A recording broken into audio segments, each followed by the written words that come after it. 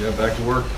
You guys had really great energy on Sunday. Practice was very solid. Got a chance to get back, and we had the extra day, so they had Saturday to kind of get themselves in order. We got back to work on Sunday, put that Colorado State game to bed, and got on to Hawaii. And I thought the guys, the focus and everything like that was great, and that's really been the message this week.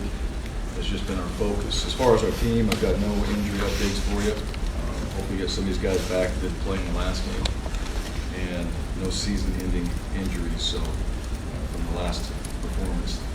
But overall, really, for our guys to go on the road twice and get a win in both those games and to do it, I think Colorado State's a good football team. I thought they played well in that game. I thought we did well in certain areas, and we can certainly improve, which is always the case each and every week. But we did get W on the road and got a chance to get back and get to work, and then we got ourselves in this championship game against Hawaii. We're excited about that. So we're looking forward to just really getting ready and trying to have our best week of practice that we've had all season. We should be the best at it. We've had the most time.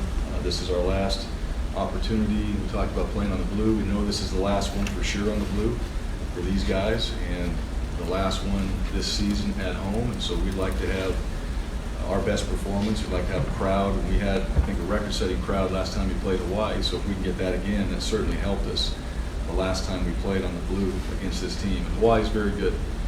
Those guys have done a great job since we played them. Just kind of watching their games now. We didn't watch really any of them after we got done playing them, but now we get a chance to go back and study and get prepared for this game. They've obviously done extremely well. But our whole focus this week is just on Hawaii. That's been the message. That will continue to be the message, and that's what we're going to talk about moving forward. So, questions? What areas do you feel you really need to shore up after the Colorado State game, preparing for Hawaii? Every area. I don't know if there's one particular that we feel like we're great at. Really through the whole season. I think we ran the ball effectively in the Utah State game. I thought we ran the ball decently against Colorado State. Now we tried to throw it, and we were going to do some things that way in that game plan. Every game plan's a little bit different, and we utilized some different personnel in that game plan. But I thought overall, the defense played well. We got some turnovers. Special teams were solid in the game, and then offensively, we had some big plays in there, and there were some play and opportunities that we didn't. So probably just some consistency from that standpoint. But every week's about getting better. Every week's about what's the challenge that we have to face, and Hawaii is different than the teams that we played, and we have a new challenge that way. And we got to figure out, all right, what schemes are going to fit best, and then get out there, get our personnel out there, and let those guys go execute. Why did you use multiple quarterbacks in the game? I mean, I guess they used every guy, Cordero, a little bit against us, but it was more at the end of the game. But they swapped out in the middle of games.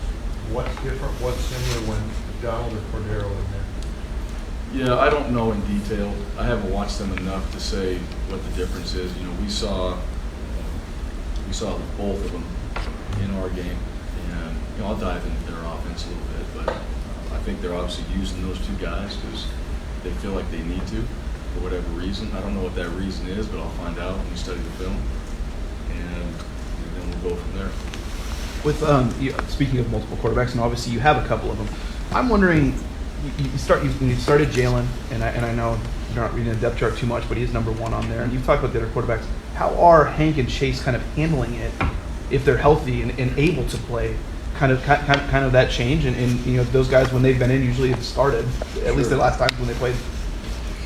How do I think they're handling it? Yeah. I mean, you'd have to ask them. I'm not going to get a chance to, but I would say those guys have handled it like they should. I mean, they prepare. You're the quarterback, you prepare. I would say that none of those guys have been issues. They haven't been pouting, any of that. I mean, they know how to prepare themselves to perform.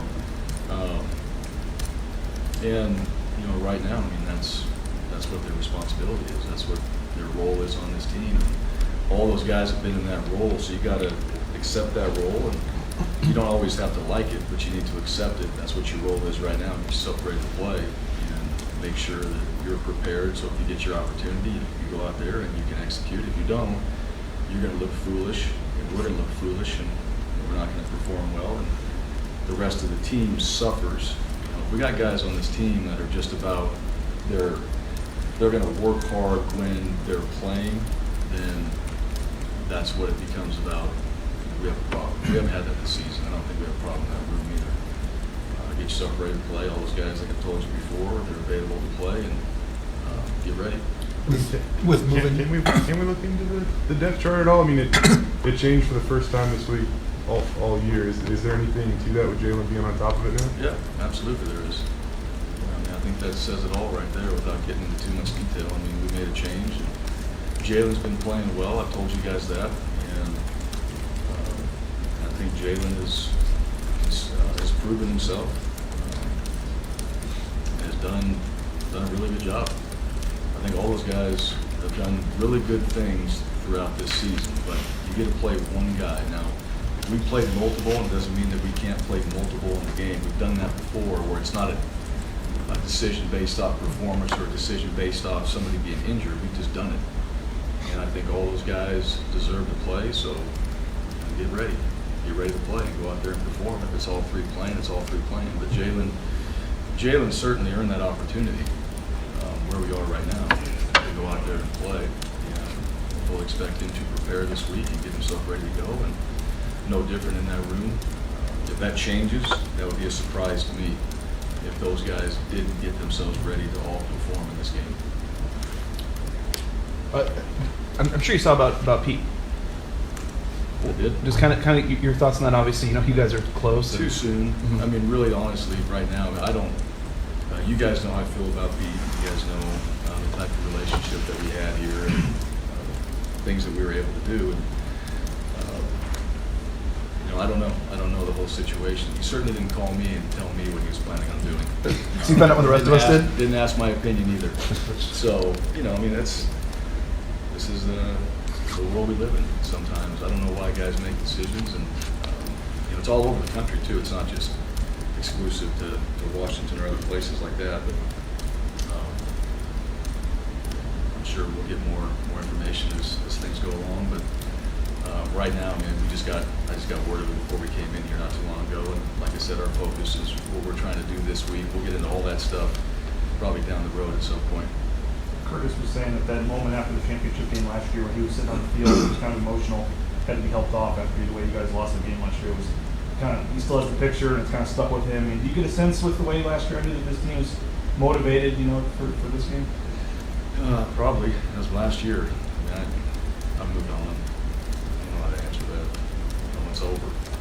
It was over the day we walked off the field last season, so we moved on. Look where we are now, again, back in it. So obviously we learned something, right? We've done it 3 years in a row. With, the last time you guys played Hawaii, I mean, you did play all three quarterbacks. Did you go back and did you learn something about any of those guys during that game? Yeah. I mean, and it seemed like there was an intent to use Jalen even in that game before Hank went down too, it seemed. Oh, he was playing. Yeah, Jalen was in the game plan. Hank was in the game plan, obviously. Chase was in the game plan. All three of them were in the game plan. So that was by design. And again, I mean, it kind of goes back to the questions you guys are asking about that group. What are we doing? Well, all those guys are able to play. All those guys are capable of going out there and executing, and we'll utilize them. The hard part, we move receivers around, or we change DBs or a linebacker, and nobody says a word. You change a quarterback, and it's like, what's happening? And that's just not how we operate. And those guys know that. So Jalen did some good things in the game. Obviously, Chase did some really good things in the game, and Hank did some good things in the game. So all those guys contributed to a really good performance that night. And those guys remember that now too. And they know what they did, and they know how they performed. They know how many plays they got in the game. So don't think they're not scratching and clawing and trying to get back into it. And that's the thing about that group. They want to play, so we'll figure it out. We don't quite have the plan put together yet, but we'll figure it out. You guys have dealt with this the last couple of years. Remember a couple of years ago it was like, man, I have to play a team twice in one season. You never do that in college football. And now this will be 3 years in a row you've done it. What have you learned from going through that the last couple of years of having that sort of rematch element? Yeah, well, it's last year or 2 years ago, right? Right. The Fresno State one, that was the one that was probably the most difficult because you had it back to back. the Fresno game and now the Hawaii game, there's been some separation between our games and all that. So you just go back to prepare. You obviously go back and you watch your game that you played in against them. The whole team will do that. And then, there's just been a lot of things since we played Hawaii that we've done different. There's a lot of changes that have happened. There's been a lot of things that we've done differently. So the team we were against Hawaii is not the same team we are now. So, but you do go back and look at it, all right, what got us to that point? What did we change afterwards? Where are we at now? And how do we apply that going into this game? So it's good to go back and watch. It seems like a while ago too, when you go back and watch it. But at this point, we played a few games in between, and now a lot of different things have happened. So we can utilize that game, but still stick with the plan that we have right now moving forward. How is your team different? In terms of, when you say that, obviously you seem pretty confident that it is different. How do you think it is? Yeah, well, I think there's been some position changes. There's been some scheme. I mean, you just grow. You grow from each and every game. You go back 4 or 5 games ago, we're doing some things differently. I think players have improved. You talk about your young players that haven't played much. Some of those true freshmen that have more experience, they're better. Those younger players, some of your sophomores and things that still haven't played quite a bit of football, and are playing more and have been utilized, those guys have changed. They're better. They've seen things better. And, a guy like Tyree Jones, that was a huge interception that last game. And that was one of the plays of the game, in my opinion. But he's worked so hard to make that happen. He's worked so hard in the film room, studying and trying to just get an idea of maybe what's coming at him. He's worked so hard after practice. You guys don't see all the hours he's put in after practice just catching balls. And catching a ball is not a natural thing for everybody. It takes a lot of work to go and run downhill full speed and grab a ball that's being fired to a receiver and catch it like he did and actually get a few yards out of it. So it's things like that. I mean, these guys, the stuff that we don't always talk about, the behind the scenes, the weight room, the development, their physicalness, their mentality, their preparation, those things have changed. That's what I see. I mean, our team is just, the mindset of it has changed from every single game. Sometimes guys are a little bit better, sometimes a little bit worse, but they've made progress in a lot of areas. Hawaii had some really good receivers. When you watched them play, what was the greatest challenge? And you guys did have some pretty good success. What were you guys able to do to kind of slow them down a bit? Yeah, I don't know how much we slowed them down, but we made some plays on them. They're very good. They're very talented. Quarterbacks are both talented. McDonald was the guy that we got a chance to see the most of last time we played, but you just gotta. There's different wrinkles and things that we can do, but sometimes there's some one-on-one matchups, and you got to find ways to win those one-on-one matchups in those situations. But like I said, they're very talented, and these guys are number one in a lot of categories, and the way they play, the way they have played, especially to finish out the season. We got a lot of work to do this week because we haven't quite seen this type of team or what they do. We've seen some different schemes over the last few games that you have to change and adjust, and now you got to go back to this one and be ready for this game and adjust to what they do and get prepared for it. And they've gotten better as the season's gone on too. So we're playing the same team, but it's a new challenge. It's a new challenge for our guys.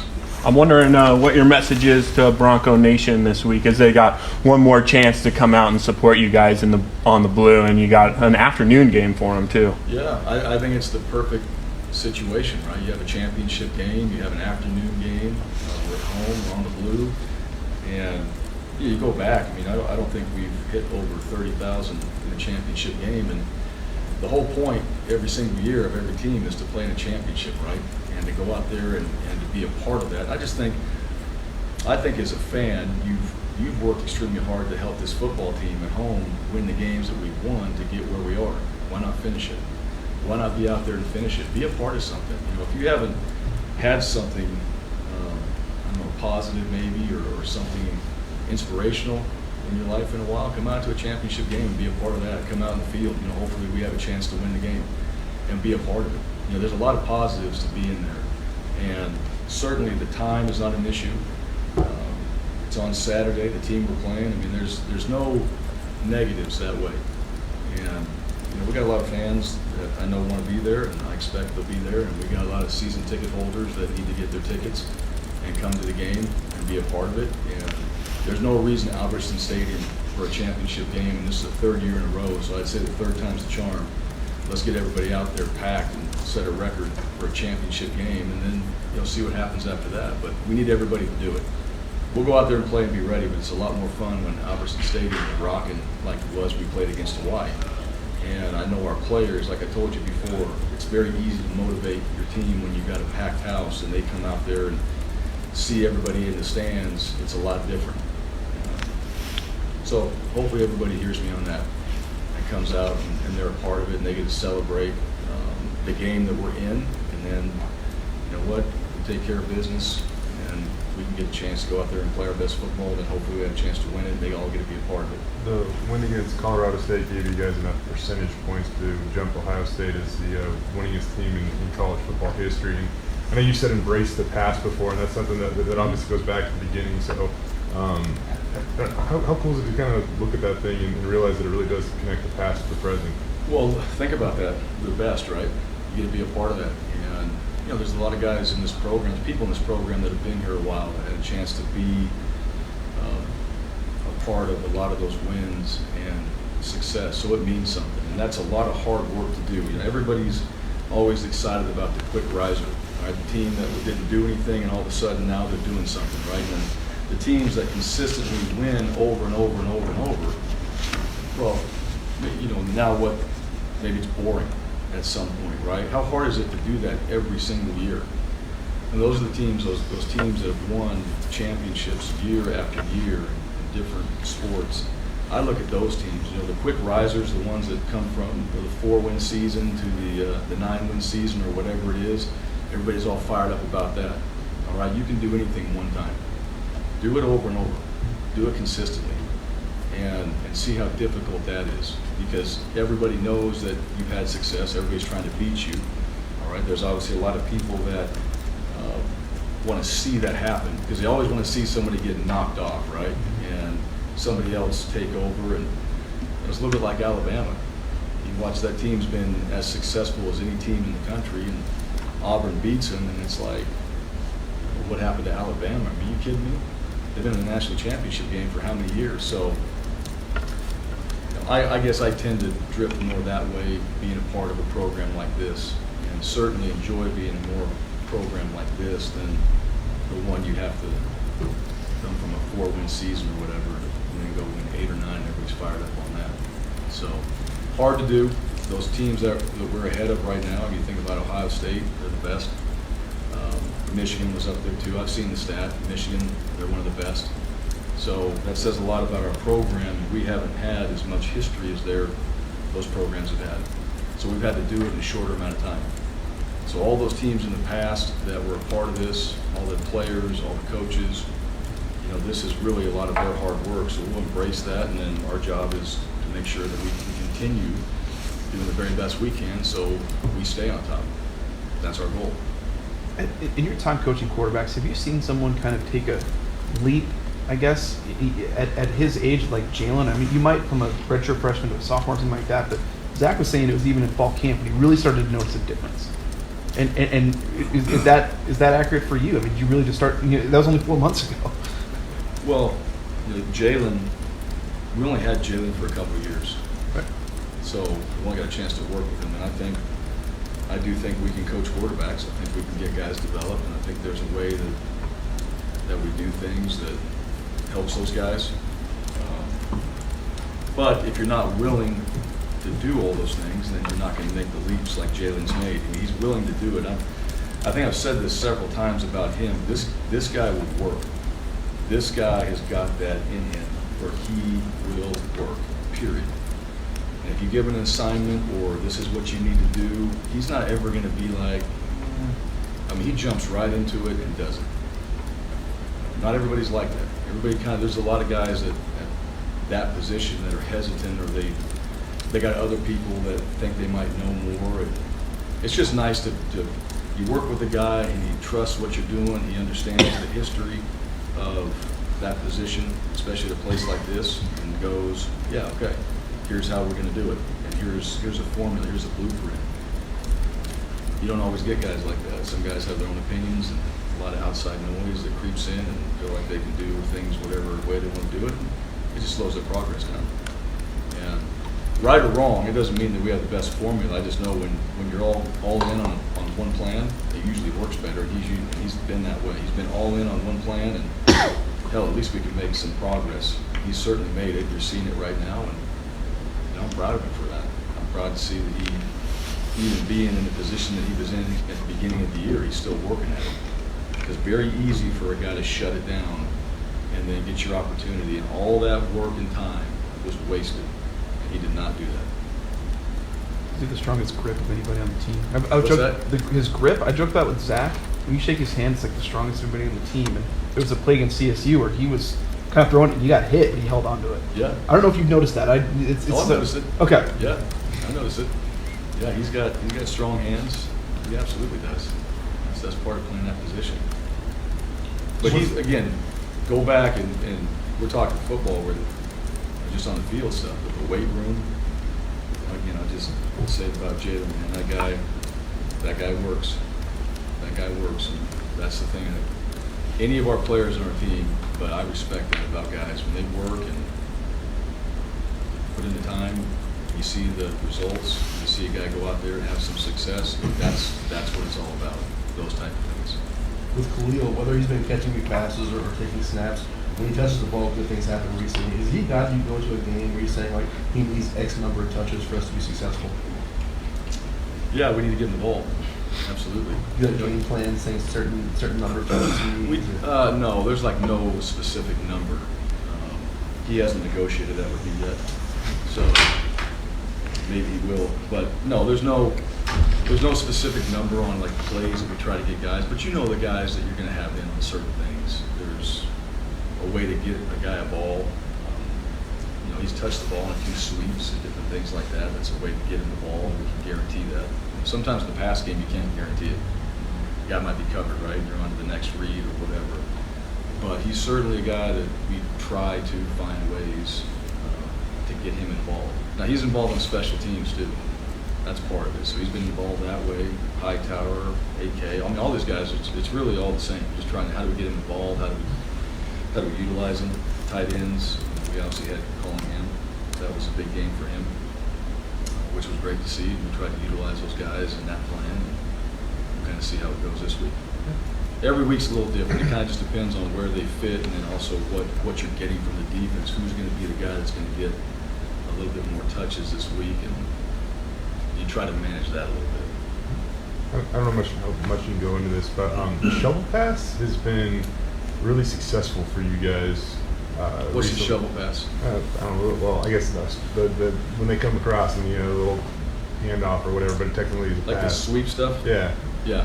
that's been pretty successful for you guys lately. That's the easiest pass there is in our offense, and I think in America too. You only have to throw it 7 inches, and it counts as a pass. But you guys gained so That's how many. you pad your stats. That's a quarterback right there. Colorado School of Mines. Yeah. That's right. You just flip it like that, and it becomes a pass, and all you do is throw it that far. We joked with Khalil if it actually counted as a touchdown pass a couple of games ago, and he said it did. So you threw in Garrett. Oh yeah. Yeah. Yes, forward. Yeah. Absolutely. Yeah. Yeah, that was legit though. That was a 2.5 yard pass. Exactly. That was legit. That was a legit one right there. Took a lot of work. But What is the? I mean, like, I don't know, as much as you can. Like, obviously, you kind of are trying to, utilize the width of the field, I guess there. But like, why is that such a successful play at times? well, we're not the only team that runs it. I mean, I've seen it. Everybody runs a version of it. I don't know. I mean, it's just like I said. Every week's different. It's not one of those like we have to have this. Some weeks we have it. Some weeks we don't. Sometimes it just works out that way. And the one that Khalil had, and that was like a Thursday made up play, right there. That's what it kind of turned out to be. So A Thursday made up play? yeah, it just kind of happened. It just kind of happened out there. So, but you got smart guys. Things happen, and a little creativity, and I don't know if we'll ever use it again, but it worked in that situation. You guys always tell us you drill them all fall camp and stuff. What's that? You always tell us you drill. drill. A bit maybe random, but Jake Plummer's going into the College Hall of Fame next week. Yeah. And obviously, you know, you were around him quite a bit, a little bit growing up. Can you Sure. kind of tell me a little about, you know, what it was like? I know you guys, grew up around each other, played youth baseball and stuff like that. Yeah, well, I saw that, and I actually got to reach out to him because that's pretty awesome. You know, he was. I mean, here's the guy. Like, he's the guy, right? You grow up, and he was older. His brothers, they all played handball. They were all very competitive. But Jake was the guy. He played basketball, baseball, football, right? Ultra competitive. We played on some baseball teams together, and I mean, he was always that way. Very competitive, very driven. And then in high school, obviously, here's a guy that was very good at all three sports. But you ever watch him play like Jake? He threw a pick.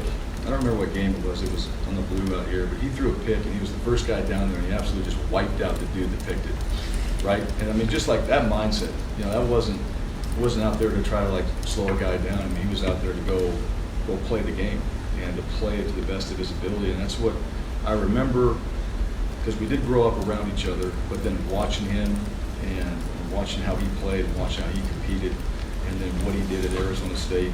So, you know, he leaves, I'm the Capital, I'm the next guy, right? So you got the Jake the Snake, and then he's got this nice poster of him from Arizona State, all in Coach Vogel's locker room, in his office there, and I had like a nice little hand drawing from some kid that said the Mongoose underneath it. It was about that big, so I knew my place. that was your nickname? It was the Mongoose. Yeah. It didn't work. It was supposed to be the snake killer, and that didn't even kind of work out whatsoever. But that was a little inside joke with Coach Vogel and the staff and all that. And he'd always be like, "See the difference?" And I'm like, "I absolutely do. I've seen it my whole life. I watched him play." So, but you know, Jake, we got a chance to play against him too when I was here, and he was at Arizona State, so we played him. And they obviously got after us when we were down there. But watching his career, watching him compete, watching him in the pros, as a player, in my opinion, like, he's got the best feet quarterbacks I've seen. The drop back, play action, all that, his movement. I mean, he's a snake for a reason. Just the way he moves. I mean, he get that ball out of his hands, and he comes around here. He actually came to our camp, so I think his nephew came to our high school camp this last year. So he's been here a few times. He'll stop in here and stop in the building, and we'll talk for a little bit. And, you know, when the guys, I know he comes here and talks to people in the community about sports and things like that, but like, you just feel the drive, and the guy's motivated, he's driven, he's extremely intelligent, and you know, when you get around guys like that, they're infectious in the way he talks to you and the way that he carries himself. It's just different. And I think since I've known him, I've always kind of felt that about him. But he's always done the work. He's always been one of the hardest players on the field, always an ultra competitor. And you see him now, and he gets the recognition he deserves, and I'm certainly happy for him. How about the CT too? I mean, Yeah. I know he kind of went through a couple games there where he wasn't super involved. Got off to a great start this year, but he touched on the back-to-back games and made about as nice a catch as you can on an adjustment over on the sideline. Yeah, he's had the catch of the year right there. I mean, that was fantastic. We showed at the team meeting, and to see him both feet, concentration, all that. He's a tremendous receiver. That guy can catch the ball. He can track the ball really well, and he's a playmaker. So getting him back in the mix and utilizing him, that's been huge.